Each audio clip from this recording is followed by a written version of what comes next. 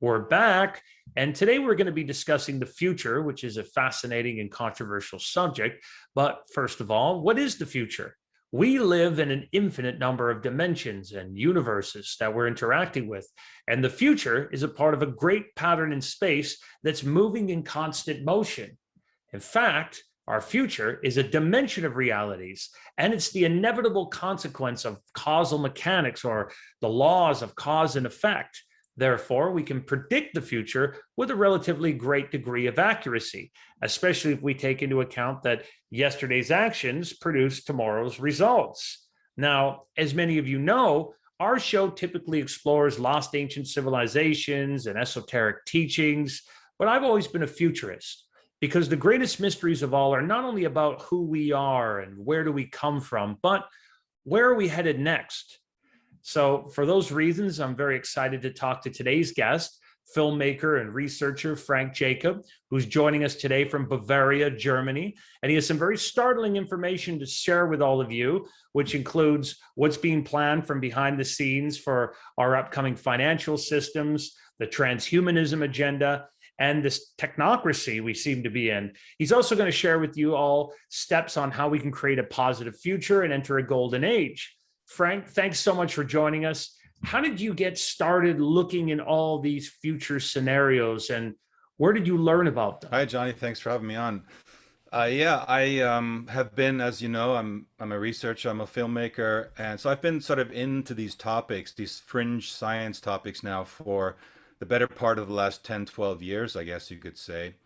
And I also have a network of people over here in Europe that are scientists that are working on, that are not afraid to delve into some of these fringe topics.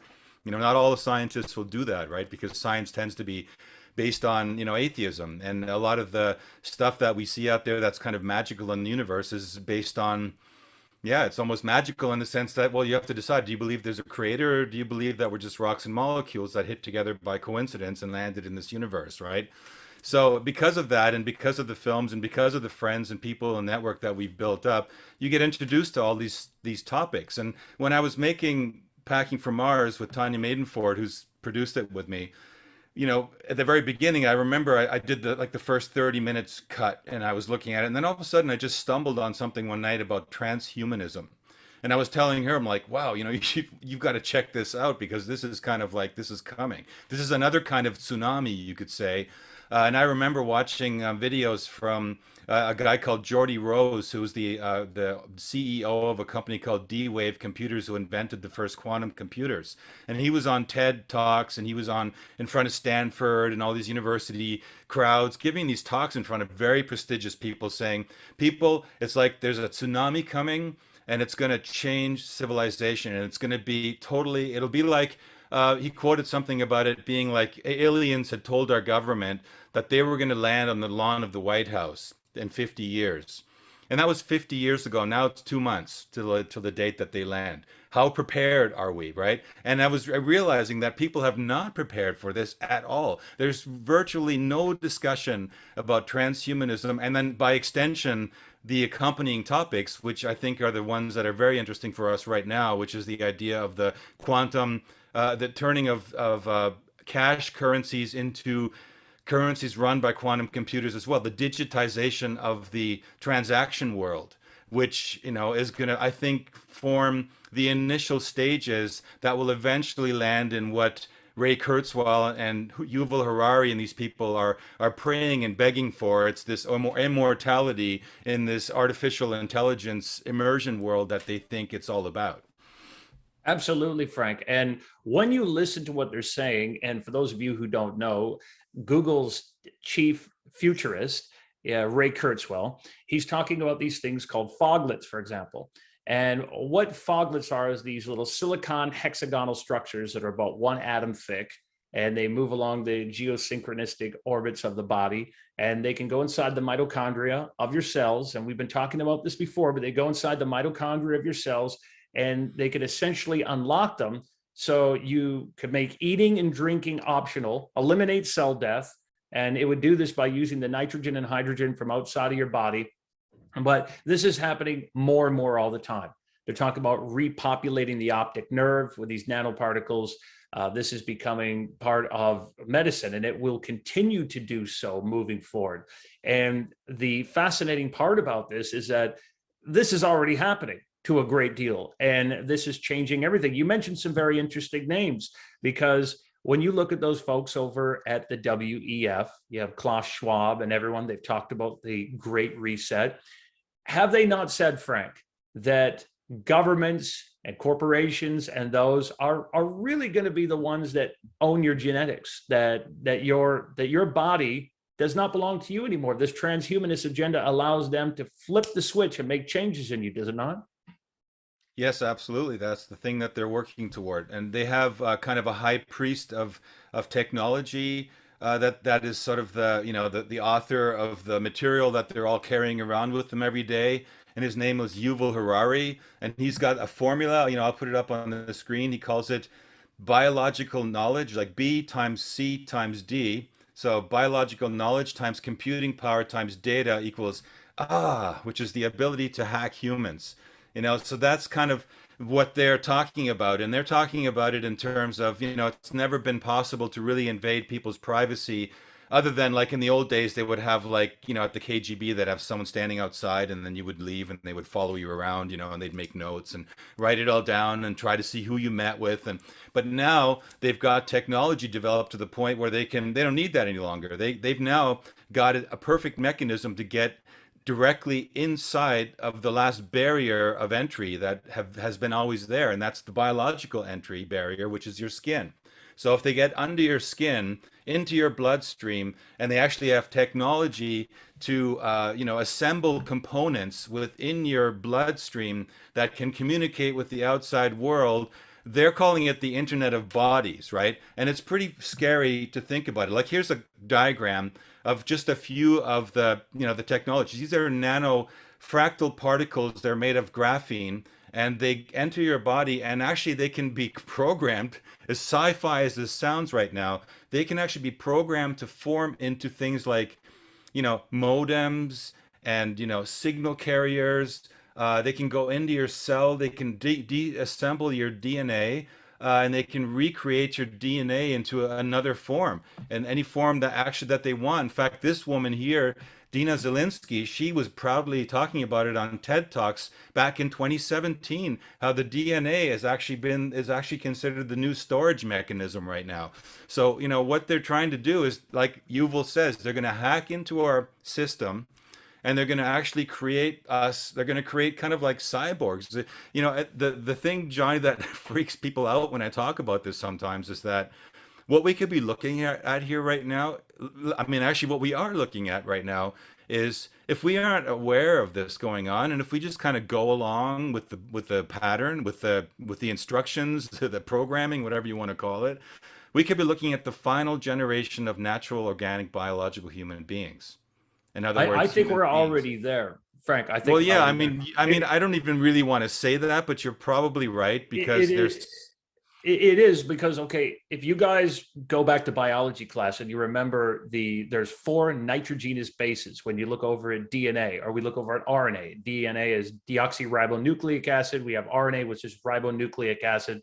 And when you look at these, and they're like adenine, cyanine, all those different ones, this is just like binary 1001. It's a programming language. You can program it. So you think to yourself, if you're looking at humanity and you're these guys, these folks that are looking over in general of, okay, how are we going to change the world? We're these architects. They're saying, okay, what are the traits we'd like to get rid of?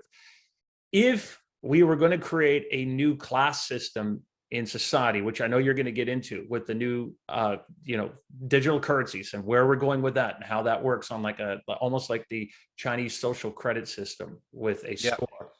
You could say, okay, we would like to just create a mass infertility and sterility, which you might say is something we're going to see more and more of. We're seeing it reported all the time. In the next 5 years, that is going to become a very, very big thing.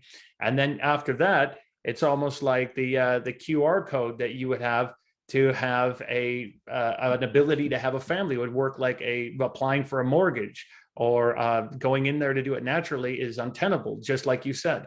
So the next step would be you want to remove this aggressive trait that humans have in them, a bestial tendency. You can do that very easily within the system, could you Right. not? No, but absolutely, they have that. In fact, they want. I think the first things I read about that were discussion panels that were taking place, think tanks that were taking place in front of CIA and and NSA and things that where they were trying to figure out a way to tone down the radicalism of Muslims, because they would look at them as they had this stereotypical view of them as terrorists, right? Which is total racism. But they actually had seriously had these meetings, and I was looking at people were sending me PowerPoint presentations with the slides, where they were discussing how they could actually modify us genetically. They could modify if they could modify the terrorists, then by extension they can modify anybody. And and in a way, they don't even really need it to go inside your body any longer because we found out from Michael Persinger, who was one of the professors that we interviewed for our film Solar Revolution. He was one of the pioneers of exploring how the mind and the brain could be influenced and affected by electromagnetic radiation.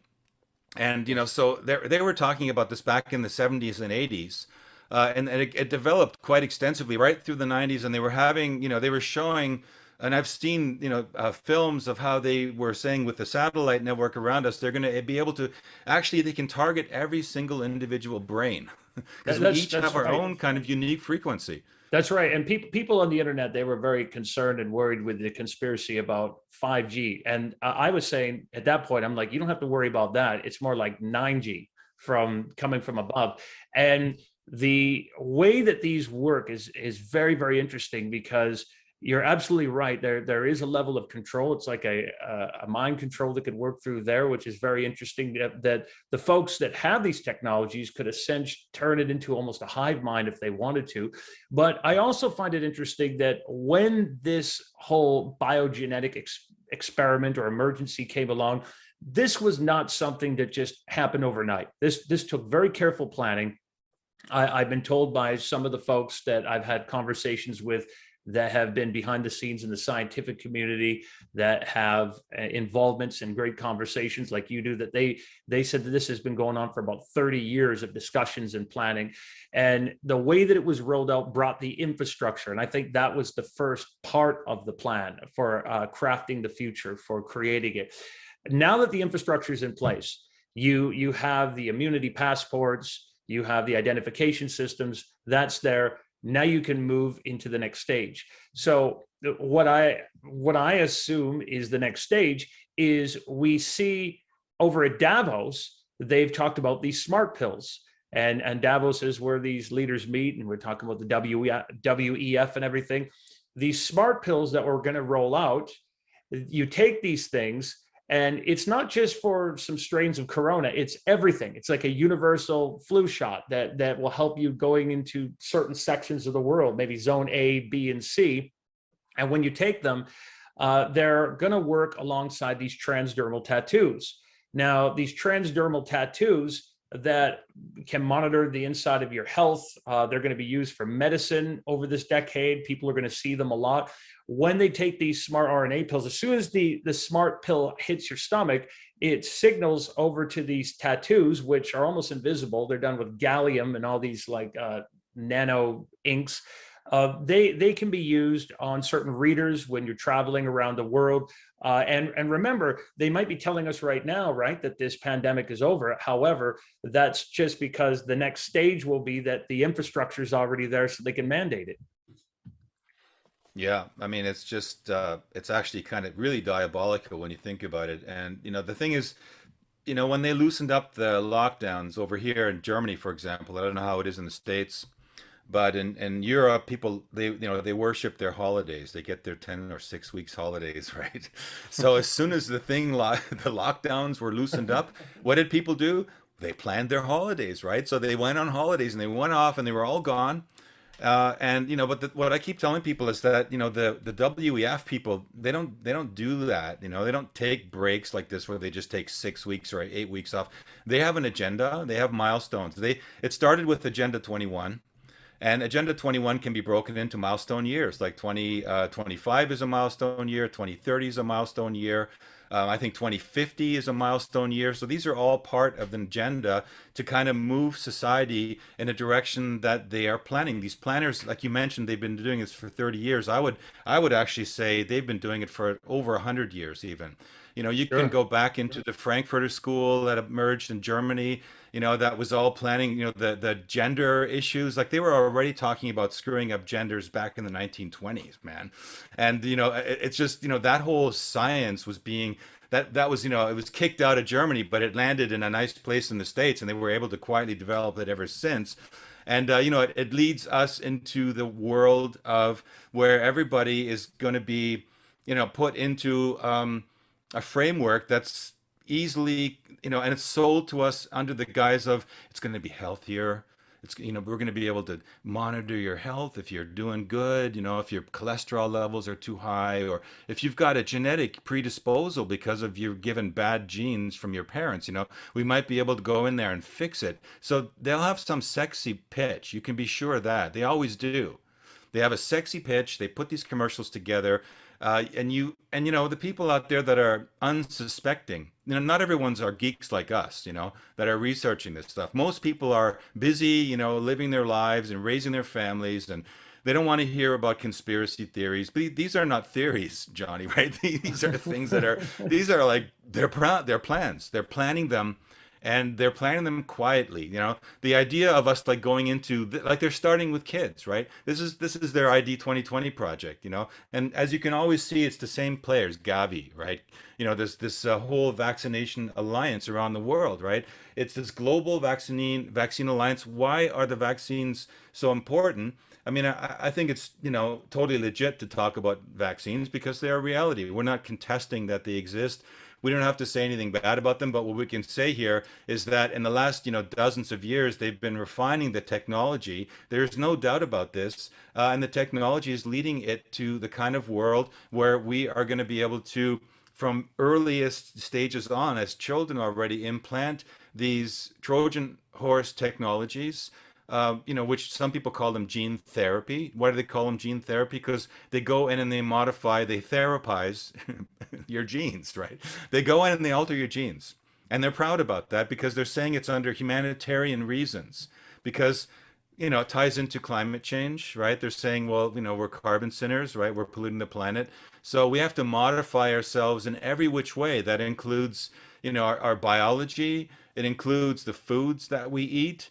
And that's where this is where it kind of gets what I think is extremely diabolical, and I think that's why we need to be discussing this in the world all the time. Because recently, a group of whistleblowers came out that were describing a social, like it was this guy who was calling himself Gideon. He was representing a group of white hat hackers who were actually actively busy working on a plan on a software called CSRQSM, meaning this is a social management system, and these letters represent different classes of people in the society. C class is the majority of us, that's 95%.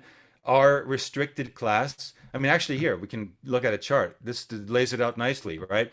The This is what it's all based on, right? It's based on what your requirement is in your particular class in society. And I think a lot of people aren't going to want to know that there are classes in society. But if basically, they're telling us if there's some cataclysm or if there's some financial crash and it's an opportunity, as they always like to tell us, these things are opportunities for them to, move and us toward the WEF agenda, well, then most people will accept that if everyone's in the same boat, right, Johnny? But if everyone thinks that, okay, everyone has to do the vax, everyone's only going to get a certain amount of money. But what they don't realize is that there are these sovereign classes, right? And that's what this was so diabolical about that data dump that this Gideon guy brought out, because the hackers were disgusted because they were seeing that there were these sovereigns which had no requirement for getting any snake bites. They had no requirement for cash limitations. They had no limitation or ceiling on the amount of equity or savings that they could have. No asset limit. Like there was no limitations on they could travel. Their carbon score was unaffected. Where the rest of us, we were assigned things like carbon scores, and that's where this whole thing about what's happening in China with the social credit system plays such an important role. And that's one. Absolutely. And Yep. in these snake bites, there are no doubt these biosynthetic identifiers that people are not even aware of yet. When we move towards this system that we're going to see with these new digital IDs, these universal passports, it's going to work with biometrics. It's going to be able to look at you, do a simple scan, or you do a pupil scan. And even guys in the past that may have said they had some snake bites, when we talk about the vaccine, that even if they lied about it on certain medical certificates down the road, even though it's not an issue today, a lot of countries are lifting the mandates and everything. Down the road, when we implement these digital systems, that is going to come under scrutiny, I'm told. And as we move into the system, the reason is that certain people are becoming a new type of human. They're becoming a modified human. Now, if you're watching this and you have had one of these, I don't want it to cause concern or for you to worry, but just be aware of the future that we're headed into so you can prepare, or by us becoming aware of it, we're already changing the outcome. And that's why we're here to talk to you about this and how it's rolling out. And I want to talk about this new financial system and the era that we're heading into, because right now in the world, we're seeing things have shifted greatly. And when we look at the beginning of this year and what went on with Russia, we see Russia coming into the Ukraine. And this is causing a big shift over in things. And the reason that's being dragged out right now, I really believe, is because one of the biggest money makers in the world for economies is the arms race. So we see that that's being held out longer. And I do think that what we're seeing there today is going to get dragged out into different places over the next 15 years. We're going to have tremendous ups and downs and shifts in world politics as well as economies. However, I think this is going to settle down to a great degree, because what we will find from this that's gone on is that you will see a changeover between the East and the West. I do believe that you're going to see Crimea and Donbass. There will be a settlement. We know Putin. I don't know what you're hearing, Frank, but I'm hearing that Putin's not well, and we know that his health hasn't been great. So he'll probably retire into the background. He'll be replaced because, as far as trade goes, his name has been spoiled. But when that happens, things will shift over. Have you heard much about Putin? Well, I got some interesting, disturbing news today regarding Putin that had to do with Poland, because we have some contacts in Poland, and they have government connections, and the Polish government, and I just want to intervene here for a second and just touch on what you said earlier. I really think it's important for people to realize we're not trying to do fear mongering here. This is not about because in fact it's through fear that they control society. And they're by keeping us in fear, they have us adrenalized, they have us in flight or fight mode, and what we're trying to do here is we're trying to make the agenda very obvious so that people can actually, if there is still time, and let's just always leave the door open for that. It's not too late. It's never too late, because we're actually very powerful creative beings. We should never forget that. But it doesn't mean sticking our head in the sand and waiting for Ashtar Command to land and take over is going to solve it.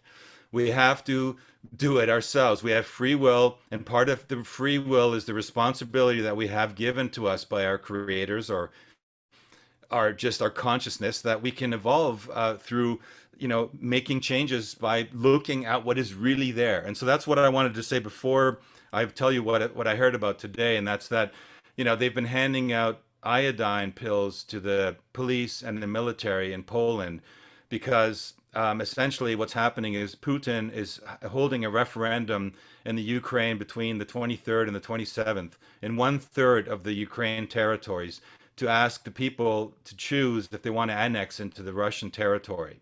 In other words, if the people decide in the Ukraine that they would prefer to be part of Russia, and it's their free will and it's their right of choice to do so, that basically the West will intervene militarily, and that Putin is going into basically pre-atomic war mode. So they are gearing up.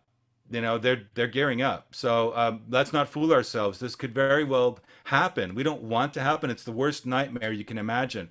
But I want to talk about Ukraine in terms of what you just said, and that is that the Ukraine is, in a way, we've been gaslighted about what is really going on in that war situation over there, and I've been following that since about the middle of February.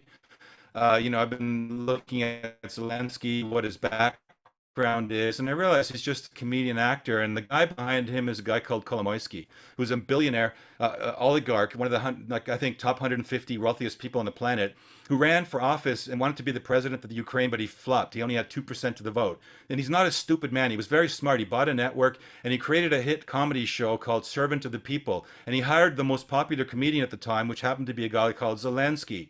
Zelensky played this teacher who was fed up with the corrupt system, and so he ran for president. He won presidency and he became the hero of the people. And then after that was and Kolomoisky basically astroturfed that show to success. It was everywhere. You couldn't tell if it was really successful or not, because I mean, if the guy's got so much money to put, all the banners up everywhere, making it seem like it's the hit show, people are going to think it's the hit show. And what happened is when they transferred to politics, the next election came, they actually created a political party called Servant of the People. And guess who was its leader?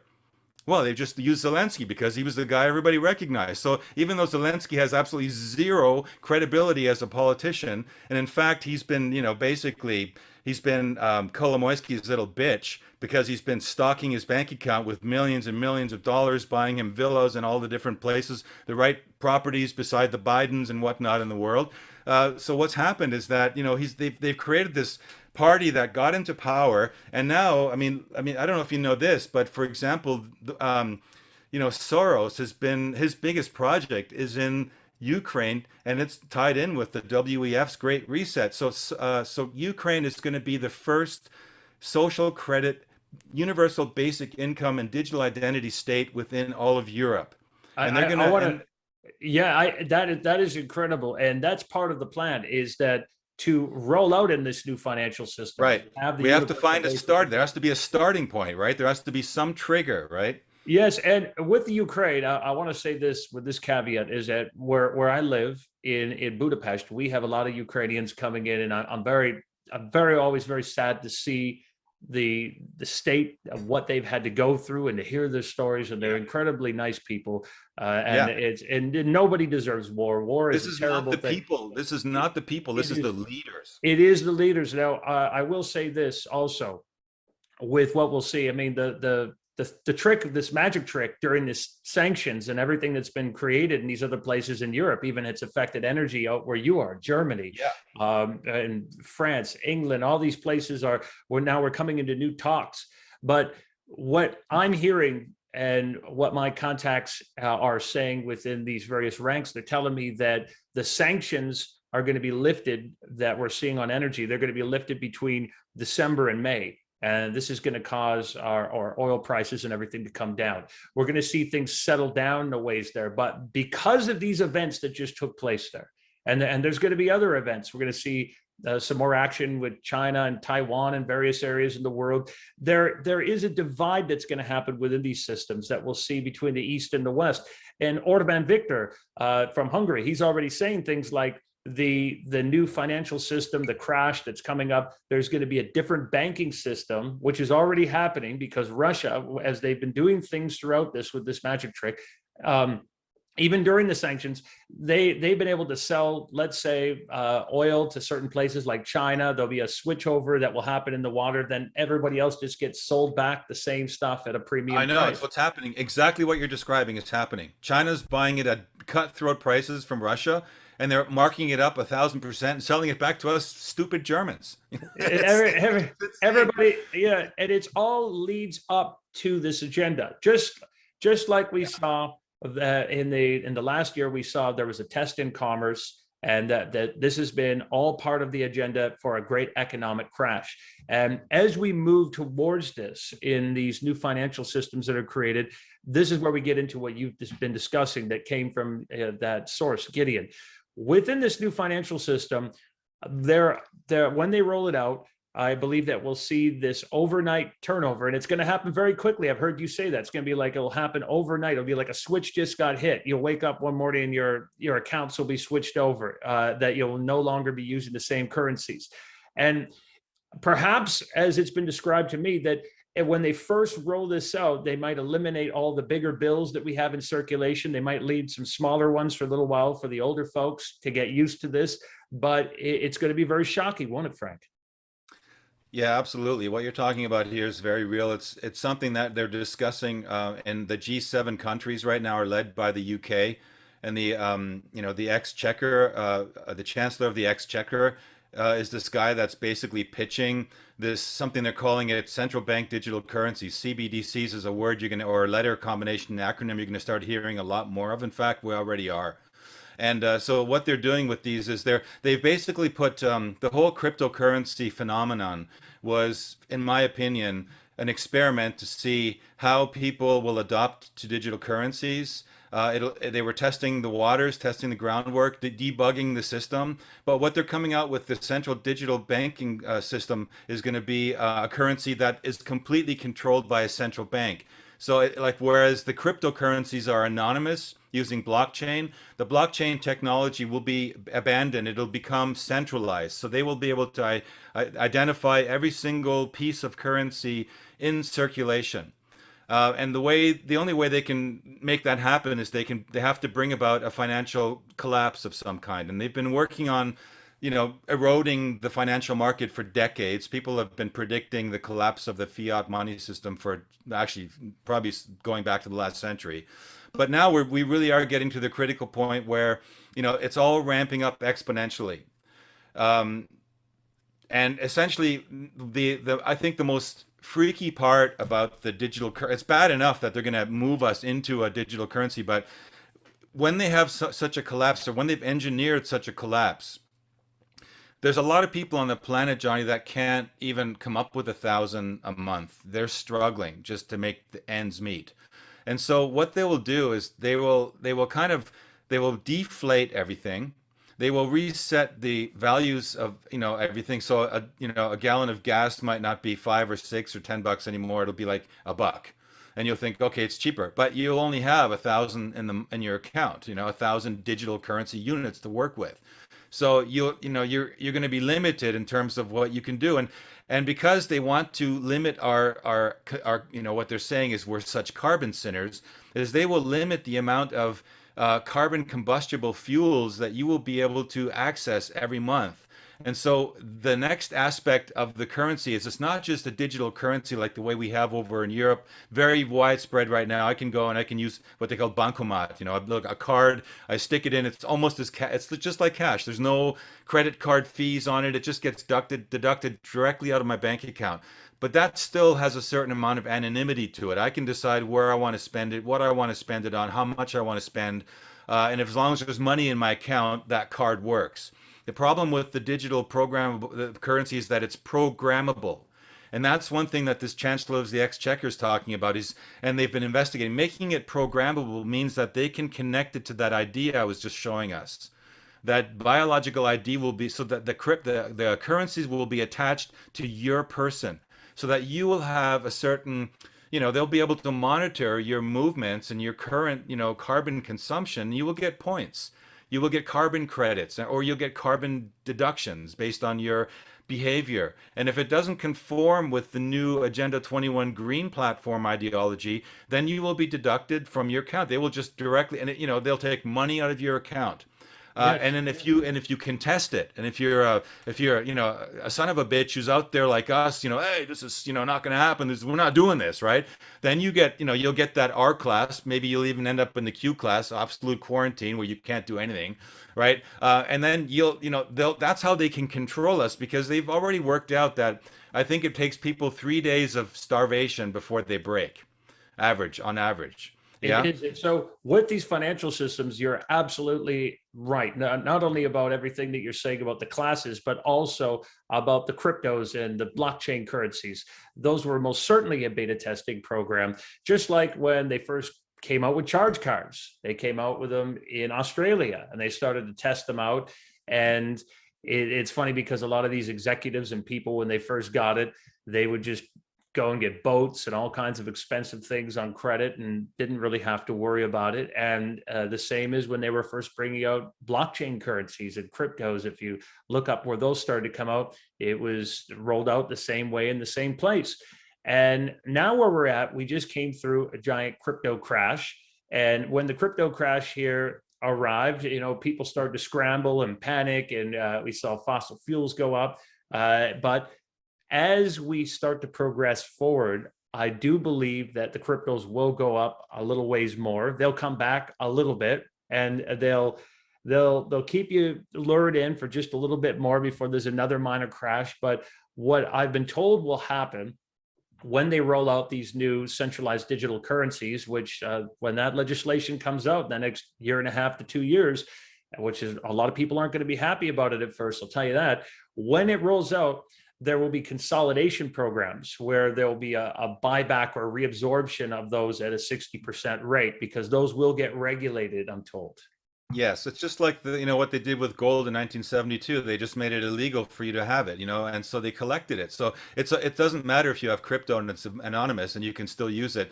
If they decide that they're going to make use of cryptocurrencies illegal, so what if you have it? And they will offer you, like you say, they will offer you to take in you'll go, it's like having the cash under the mattress. They'll say, look, if you pull the cash out of the mattress and come in, we'll give you this new currency that you can use, because unfortunately all the old cash will no longer work. And it's clever. Of course, they thought about this, and it's very clever. And people will do it. And like I was saying, the majority of people might actually even welcome it, because they will actually, for a short time, be getting more than they were getting before. It's called universal basic income. And this is something that they've been planning in terms of getting us to kind of normalize the idea that there's this sort of basic income that everyone has, and it's going to be a good thing, because it's going to reduce our carbon consumption, and it's going to make everyone equal. Unfortunately, it sounds pretty much like communism, but So what's going on here is technology that, it yeah, I works mean, just like that. so they're doing a lot of things to kind of normalize. Like, for example, the idea of beef is a sin because it causes so much carbon, right? So what do they have? They have people like Nicole Kidman now on talk shows eating bugs. So bugs are cool, right? So they're saying to us that eating bugs are cool. And even the New York Times ran an article recently saying, cannibalism has a time and a place, you know? And God. basically they're trying to kind of normalize all this weird, freaky stuff. And I have friends, ever since I've been talking about this, Johnny, calling me up in Canada, my old digs, right? Saying, hey, Frank, they're building a bug farm right down the street. Remember where that place used to be? And I'm like, yeah, I remember where that is. Well, it's now a bug farm, But I think, and Frank, I think the reason they're doing that is psychological, and I'll tell you why. Because a lot of people out there, they're not going to want to eat bugs. I'll tell you, I would rather starve longer than 3 days than be eating bugs. I'll become what do they call it, breatharian. And I'll tell you what I think they're doing by saying that. You've had that Soylent Green, and as a long-time vegetarian in the past here, I've had all kinds of different veggie patties before, and I've tried them all, and they really are not the same as meat if you're a meat eater. So here's what I think by doing that, they show Nicole Kidman eating all these bugs, and people are going, that's terrible. That's because right now we have these synthetic meats that are being created, and they actually use animal cells. And, obviously these elite folks, who I'm talking about, they're buying out all this agricultural yeah, land. we know who they are. Yeah, We, we do. you They're know, buying up all the agricultural land. And they buy what, the land, they do the lab, they buy the labs, and they're investing.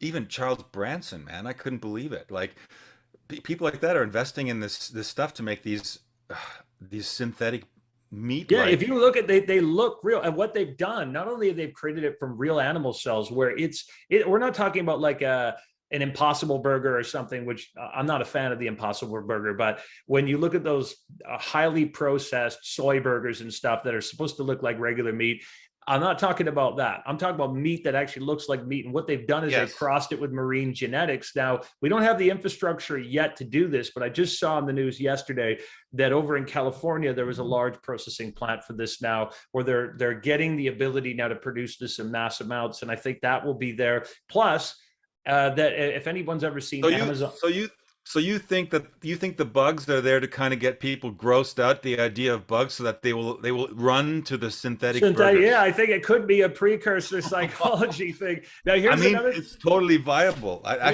never thought of that. That's I actually know, pretty genius. I know. Well, I've been seeing the bugs thing too, and I was, I was like, God, I wouldn't want to be eating all those bugs with Nicole Kidman. But here's the other thing: is that I think in the future, into the next decade, what we will see is you're going to see these 3D printers. And what you could, in a Star Trek term, you could call them replicators.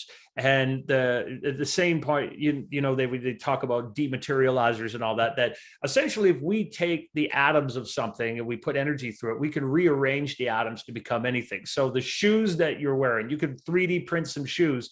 You could take those and turn that into a cup of coffee and some coffee, and you could have this appliance in everyone's house, which I think eventually will be there. That's why, aside from them plugging us into what they'll call the metaverse or Neuralink and these other terms as they perfect these systems, people are going to want to live in this sort of reality. It's just like Klaus Schwab says, you will be happy and own nothing. So it's almost like, and I'm using this very loosely here with respect, but it's almost like a slave class system where Right. they've created this new system from what you're revealing with these classes. Right. Well, that's exactly it. And like this is even like if people don't believe it, right? This is a patent that is designed basically to generate a score based on what it's reading inside of your body. Like, and the Internet of Bodies I was saying is what this is. They're tracking it from within your body. Now, whether they do it with the pills you were describing or whether they do it using snake bite technology, but essentially the idea of credit of creating they generate they receive the information, which means the 5G network they need. They analyze the information, they generate a score, and then they basically optionally allocate yourself into a score group, and then they assign vaccination programs based on your score, right? So this is not science fiction. This is like it's Wow. happening. So this and have you seen that thing called The Line? That commercial where they show this 170-kilometer long line that they build where they show an animation. It's a really sexy commercial. Do you Have you have seen it? it? Could you pull it Yeah, up? here, let me just put it up. It's actually I've got it here. Hold on. Oh, where did I put it? There. Is that it? There it is. Here. Let me play it. This is kind of where this is what their vision is of us. Let's just put that up for people to kind of digest. For too long, humanity has existed within dysfunctional and polluted cities that ignore nature. Now, a revolution in civilization is taking place. Imagine a traditional city and consolidating its footprint, designing to protect and enhance nature. The line will be home to 9 million residents and will be built with a footprint of just 34 square kilometers. And we are designing it to provide a healthier, more sustainable quality of life. The line's communities are organized in 3 dimensions. Residents have access to all their daily needs within 5-minute walk neighborhoods. And the line's infrastructure makes it possible to travel end to end in 20 minutes with no need for cars, resulting in 0 carbon emissions. By leveraging AI technology, services are autonomous, saving you time and effort. Designed by world-leading architects, the line is 500 meters tall, 200 meters wide, 170 kilometers long, and housed within an elegant mirror glass facade.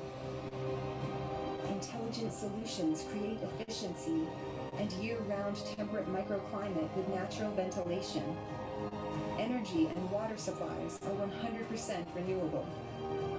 The line is designed as a series of unique communities, offering a wealth of amenities, providing equitable views and immediate access to the surrounding nature. With 40% of the world accessible within 6 hours, at the heart of the globe's key trade routes, a place for commerce and communities to thrive like nothing on Earth seen before. The Line, the city that delivers new wonders for the world. There you go. Incredible, We incredible. should get we should get paid. They're building one of those in Saudi right now. Right, exactly. I mean, it's always there where this stuff kind of like out of sight, where this stuff gets, they have the money to develop it and they develop it. And then, and in fact, some friends of mine, when I played that, I was doing a talk in Bavaria and they just come from Switzerland. And they said that they've actually they've already, the Swiss government, with the French government, has already allocated land to create a community just like this. And so it's bizarre. There's so much wrong with it, right? You're like they're saying everyone will be unique, right? And then they show these chunks like it's all really going to be unique, right? And then they've got this mirrored facade where, of course, birds are probably smack right into it. I mean, there's just so much wrong with it, but it's, you can see all the right words are there, all the right terminology, right? It's going to be green, zero emissions, autonomous. You're going to be like living in this paradise. You're going to want nothing and you're going to own nothing, right? This is all the extension of that terminology. Like this is really... It is. And Frank, I would take it a step further, most certainly getting people out into those outer limits and freeing up all the other space. But I believe that once we get through these next 15 years, and I think there's going to be all kinds of ups and downs, some very dramatic things that I want to get into some of that with you just momentarily about cataclysmic changes and things that are being prepared for.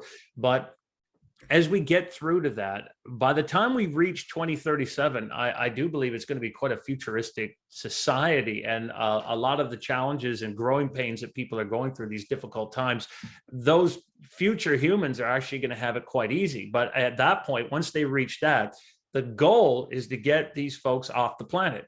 And believe it or not, this is going to sound like a conspiracy to everyone, but I don't want you just to take what we're saying today as infotainment. I want you to research it because we are headed towards an incredible future, but at the same time, a lot of challenges that we need to become aware of.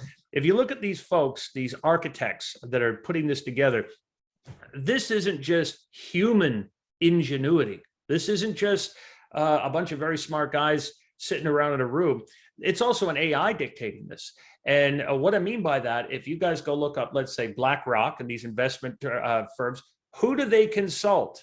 There is an AI called Aladdin, and there are several of these AIs that they put these predictive future scenarios in, and it's spitting out these scenarios. Does it not, Frank?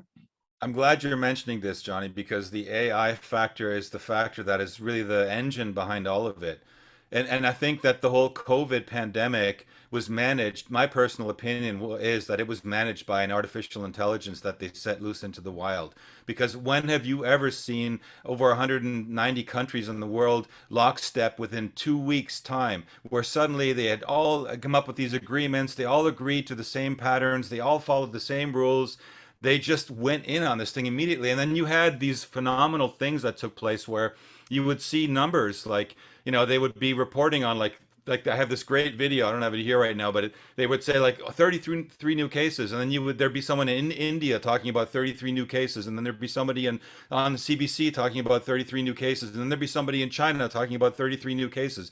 And then I did this thing where I was showing people like how that they've got this algorithm in place that if you were to go on Google and you were to type in, like X, I would get the people in the audience to give me a number like 587. Then I would type in 587 new cases, hit enter on the computer, and live in front of the audience on the screen, it would generate headlines telling us there was 587 new cases.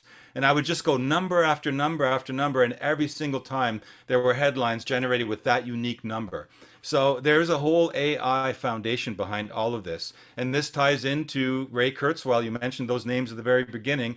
Those people have been exploring AI for, I was mentioning Geordie Rose, the quantum computer. This is the tsunami that's coming. The efficiency of AI computers and robotics, which is the other aspect that comes along with it.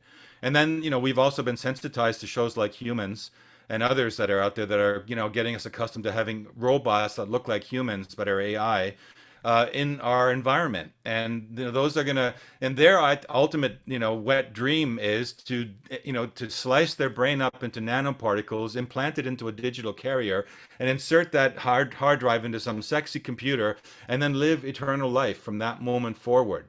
That is the vision that I think they're going for. So they're not going to need a lot of people in the world. And so there's several ways to get rid of a lot of people. Some of them are through you know, people could get a lot of people could get snake bites all over the world all of a sudden, for example, and succumb to snake poison. You know, and other people could be subjected to war zones. Like if you look at the Ukraine and what the minister was saying, by 2030 they're going to have this. It's always the number 2030, right? They're going to have this utopian Ukraine where everything is AI driven. Everything is, you know, AI courts, and, you know, all the registration processes in the society are going to be super streamlined and super easy because of AI. You know, and so the AI factor is, I think, the critical component behind them um, exponentially accelerating the ability for them to execute their plans where they never could do it maybe 25 years ago or 20 years ago, but 10 years ago they're starting to, and now they're very, very close. And that's why the tempo, if you've noticed, I don't know if you've noticed it, but the tempo of everything is speeding up. Yeah. Yes, it has been speeding up. And you bring me to another very important subject to bring up. This is a big one, and the reason I want to bring this up with you and I want to bring it up with the viewers as we enter our future is because if we discuss it, it's not to bring fear to people, but I want us to become aware of it, because once we're aware of something, just like the double slit experiment or Schrodinger's dictum, we can change it. We can change the outcome, just as you've mentioned in your talks, a tale of two timelines. So again, we have to remember that we're interacting with all these different dimensions or universes and timelines, and this is part of why we're here. So one of those things are these potential outcomes for cataclysms coming up, and the governments of the world, they're very much aware of this. There are various arcs underneath various cities, like over in Norway, just outside of Moscow in the mountains. There's an area that can hold about 1 million people, I'm told. Even if you're in cities like London, there's very expensive water filtration systems that are underneath there. And there are underground areas underneath airports. And we know, for example, that the default capital of the United States is actually in Colorado, and a lot of things are shifting up in there. And one thing I was talking to you before the show, I've heard a couple of scenarios on how this is expected to happen. And of course, people are not being told everything about this. We are being told certain things by these folks. The Great Reset people are saying that, you know, you can expect the power grids to go, which is another scenario we'll discuss that is already been tested out in places like Venezuela. They've had massive blackouts and power outages. But when you look over at, let's say, the Denver airport, there is an underground train system there that can hold a lot of cargo, a lot of military cargo, and it will go right into the Rockies. And the Rockies is where that default capital is, but you just go west of there. So some of Why those the Rockies? That's the question, right? Why the Rockies? And I want to hear this.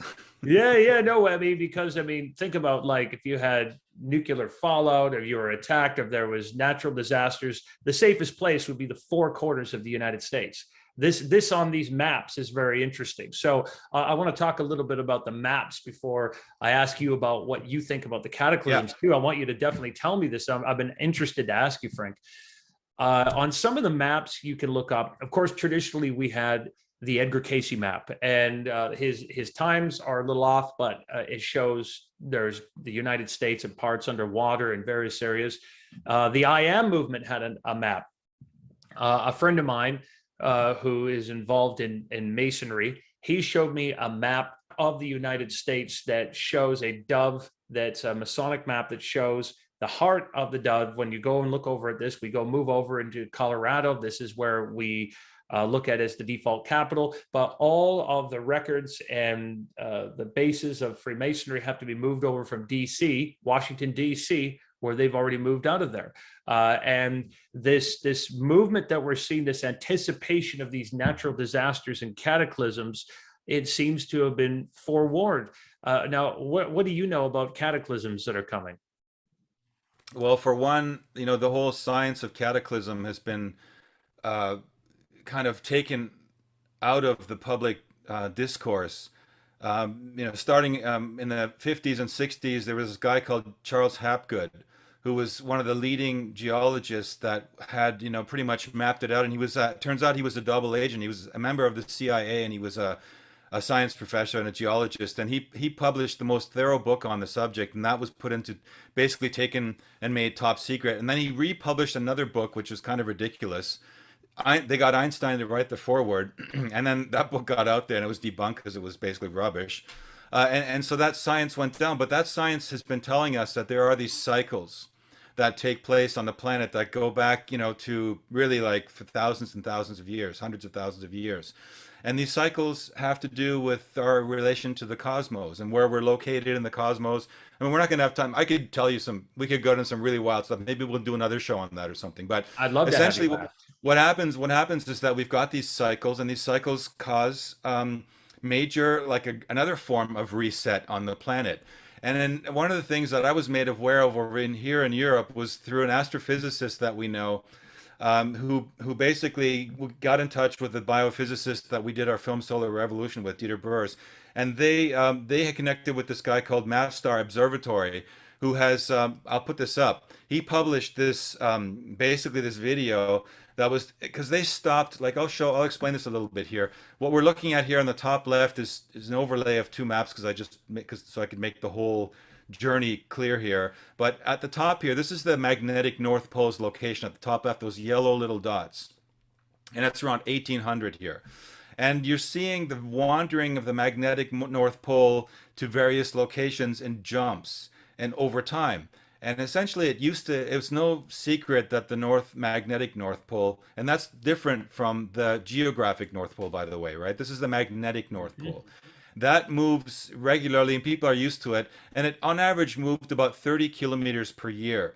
And it's been doing that for all these years. And then we got to this point, like, somewhere down here, near this black line, where suddenly the Office of Data and Records that were, the scientific office that was publishing this information for the public to see went offline, and there was no more data. After, I think it was 2018, there was no longer any data. And so this scientist from Mapstar Observatory, his name is Gene, he wasn't satisfied. So he, as a geologist and some of his friends around the world, they set up a triangulation system to begin measuring the actual location of the magnetic North Pole. And to their shock, they realized that, and now we're moving down into this lower part of it where you see this red square. They are registering the movement of the magnetic pole at a pace of 5 miles per month.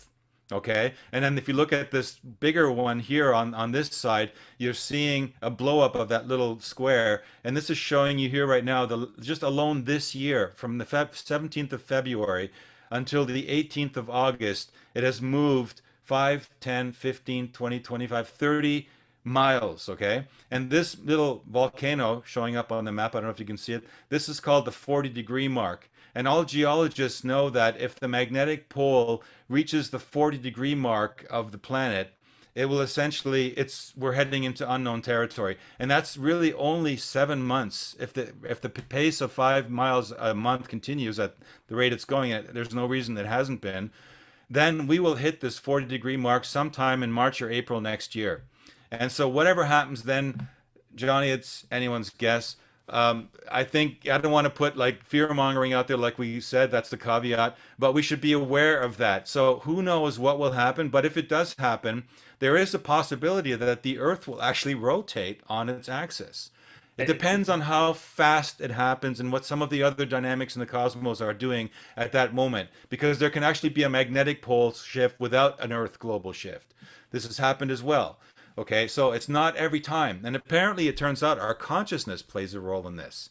And that might be the redeeming factor in it. And that's why one of the things that I always try to end up in the conversations with is to try and get people to realize that through our vision and through our consciousness, we actually are very, very powerful creator beings. And that it seems to be, and this is something that I was exploring in that webinar, A Tale of Two Timelines that you were mentioning, is that the possibility that our consciousness can affect any kind of cataclysmic outcome seems to be verified by the science. And so two things could happen here, in my view. We could reach that 7-month period and society has basically continued its ignorant, stupid ways and not woken up. And we will experience that, whatever it is, some kind of a movement. And that movement could reshift the geographic positioning of a lot of places. It could take care of the Klaus Schwab's presentation of overpopulation and reduce a lot of the world's population. And and the fact that nobody's telling us about this except for some nerdy alternative scientists like Gene from Mavstar Observatory means that the elitists or the cabal or whatever name you label you want to give them, you can be sure they're aware of this. And they've got their little deep underground military cities and bases all set up. In fact, I could show you pictures of how they've taken old underground military bases and they've sold them to multimillionaires, complete with swimming pools, pool tables. It's like they've got these underground worlds set up for where they can go that are even waterproof and that are proof against they're shock proof against the electromagnetic pulse, which may come from a micronova or a solar flare. So all these things are out there that we're not being told about, and maybe that's deliberate because if you were like the guy that built Noah's Ark and you knew that the flood was coming and you've only got 400 prime tickets, are you going to tell everyone in the world that, hey, yeah, there's a flood coming, guys? Hey, I've got this little teeny boat. You all want to come on it? I mean, you're not going to do it.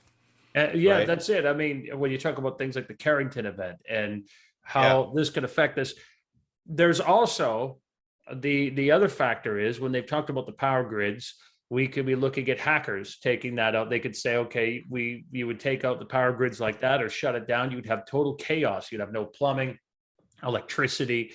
When that happens, you'd most certainly have people come into a state for a while where you bring in martial law and have to change things over during a certain period. And that would be very useful for aligning certain systems.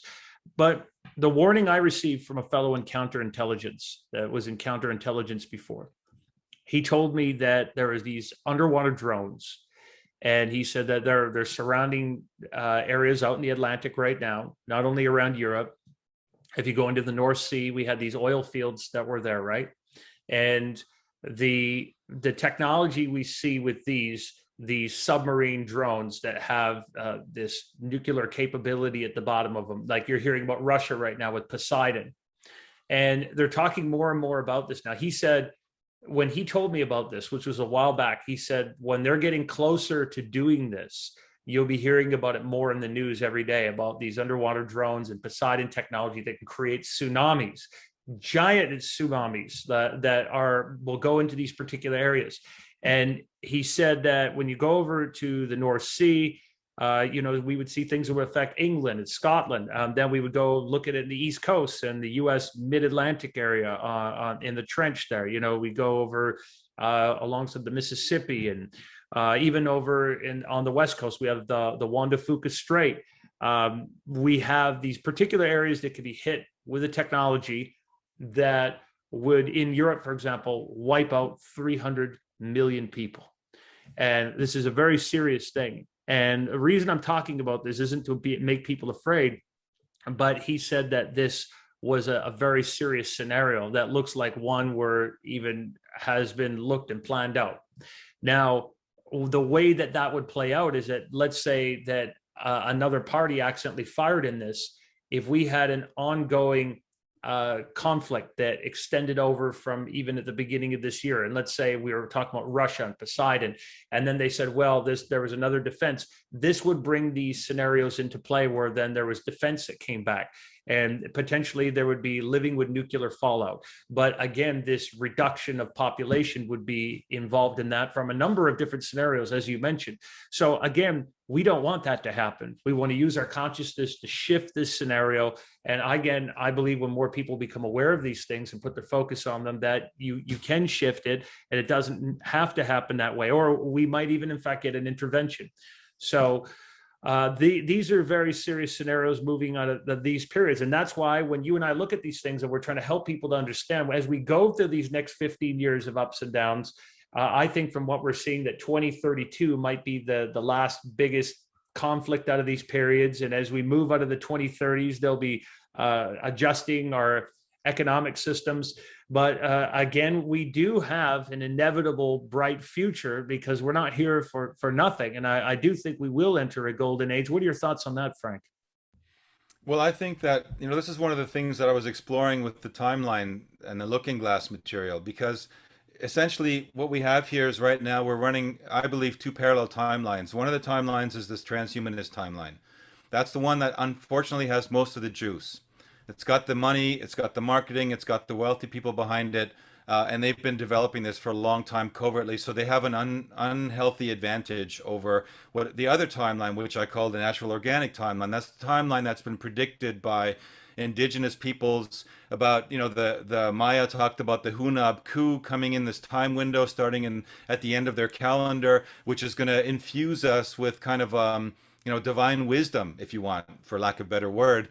And it's interesting because the astrophysicist I was mentioning earlier also came to see my friend Dieter Burrs, the biophysicist, with information about something called the maser, microwave, basically laser of like particles, radiation, and frequencies coming from the center of the galaxy right now, which are uncannily synced up with organs within our brain and our body that produce visionary substance, like substances which produce visionary experiences.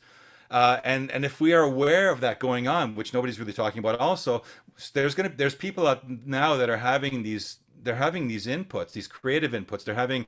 And we're also having a massive increase of positrons, which is antimatter. A positron is the opposite of an electron. So if you look at it, it has a conscious relationship to consciousness, that the positron and the electrons, when they combine, they resolve karma, so to speak. And in a way, I'm finding that I'm having strange memories from my lifetime coming back from at the beginning of my life that I thought I would have forgotten forever. And there's other things going on people are sensing.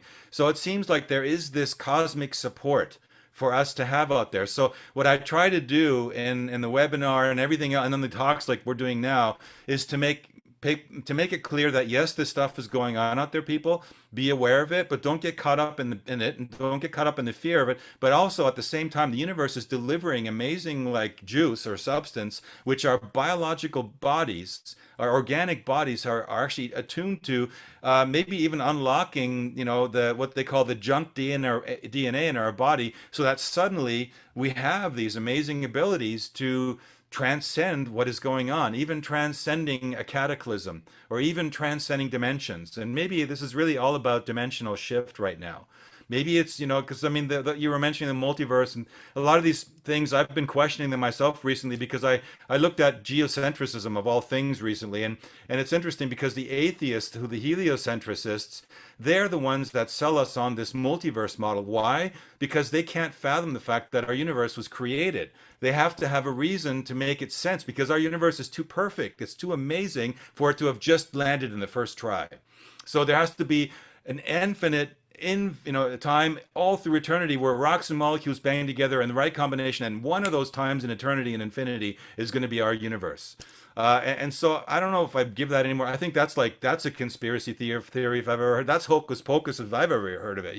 So I'm looking at it more like, look, we have to make a decision. Are we creator beings? Are we creatives that are part of a creation in the universe? And we now have like we're being pushed exponentially to the moment of chaos, when a new order, as we know in systems and science, a new system always is preceded by absolute chaos. And we're sort of ramping up to that absolute chaos right now that could move us into this new order of being. Now it's up to us to decide through free will, is that going to be an organic biological elevation of our consciousness, this quantum evolutionary leap that's been sort of prophesized, or are we going to descend into the the Yuval Harari, Klaus Schwab dungeon of 3D? Imagine being locked in 3D, when we as human beings are actually interdimensional. We're not locked to 3D. We can go into other dimensions. But now all of a sudden you're locked in 3D and you have infinite memory. I mean, I think one of the nice things about being human being, Johnny, is that you can forget some of the crap that happened to you and you can move past it. But if you knew every single detail of every single thing ever happened, then at any time you could recall it, it's like, I think you'd go insane. So yeah, and I love how you just summarized that all. You put it together so wonderfully, Frank. And the most important thing to remember about that when people think about our thoughts and memory is that we can't quantify a thought. As human beings, we're incredible, and our consciousness is incredible. I was just discussing this over dinner last night, that when you think about the idea that we as a consciousness are experiencing reality through an infinite number of dimensions, an infinite number of universes, and it's all being generated in these bands of consciousness from our soul. It's like a friend of mine said at dinner the other night. He said, it's just like you're playing chess. You're sitting in front of a chessboard, And all those pieces are you. They come to those different moves from you. And as we look at the Earth and the great shift that we're going through right now, the Earth goes through a great shift every 24,000 years. That's, I think, really Yes. impressive, great reset with what the sun does. And Yes. the sun will eventually take us out if we don't take ourselves off the planet. It's sort of like our planet is there for a while for you to grow and evolve and go through these cycles. And you either have to leave the planet through either physical means or a type of ascension. And just like you're saying, I think that in this shift in our spatial coordinates, as we wobble through space and we have this galactic energy coming at us, now is the time for us to evolve beyond this. We'll evolve something better out of this, and we will grow through this.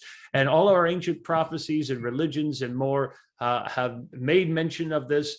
You know, our sciences are nudging us to examine ourselves of who we are, what is our biology, what is consciousness, and why did we all come here. Frank, it was truly fascinating talking to you. I hope you'll come back again and you'll share more of your ideas and great insights with us. How can people find you and look you up on the web? My pleasure, Johnny. Anytime. To find me would probably the easiest way is to go to my, the easiest way to remember is just my name, frankjacob.com. And from there, you can find links at the top to go to other sites like our movies, for example. You can see them from a link at the top there. You can go to my webinar from there as well, the Tale of Two Timelines, which I was mentioning a few times, or you can, just send me there's a contact form at the bottom. You can reach out to me if you have something you want to share with me. It's all available through the frankjacob.com website. That's probably the easiest way.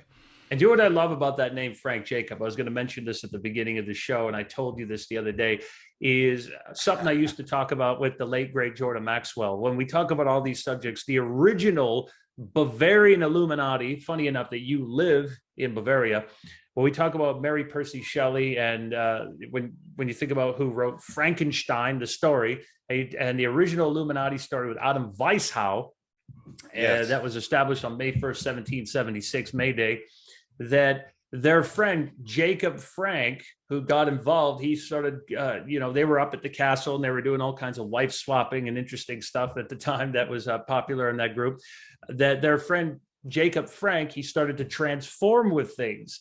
And so the story of Frankenstein, the eye in the stone, as the Illuminati symbol that you all see in the American $1 bill, is kind of that Jacob Frank story. And have you heard that one before? No, that's one I've never heard. I'd like you to expand on that with maybe offline sometime. But that's certainly fascinating. Yeah, But what's will. funny?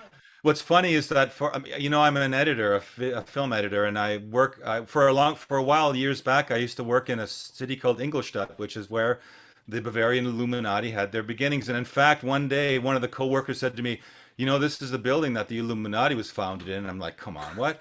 And he goes, "Yeah, I can show you all the signs." And he went around the building and he showed me all the symbols. They were still up on the ceilings, and there were still sculptures, and the stairwell posts and things were all like Illuminati signs. And it turns out, yes, I was sitting directly above the grand chamber where they had all their meetings, where they founded it. And right around the corner in the hotel that I would stay on when I did work there was the actual building that the author of the Frankenstein story lived in when she wrote that story. Isn't So that that's a little bit amazing? of trivia. These are the universal forces of causation, working just like what you were talking about. You see these causal mechanics or peristasis of oscillating thoughts. There's all these entanglements. And now look what you're talking about today. You were entangled to that. Fun fact for you before we go.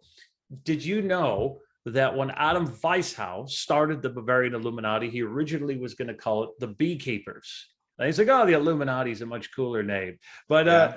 Frank, it was so great to have you on the show. Thank you so much for coming on there. And I hope all of you enjoyed the discussion. Remember to like, subscribe, share this video with your friends, and go check out Frank Jacob. Follow his stuff and look him up.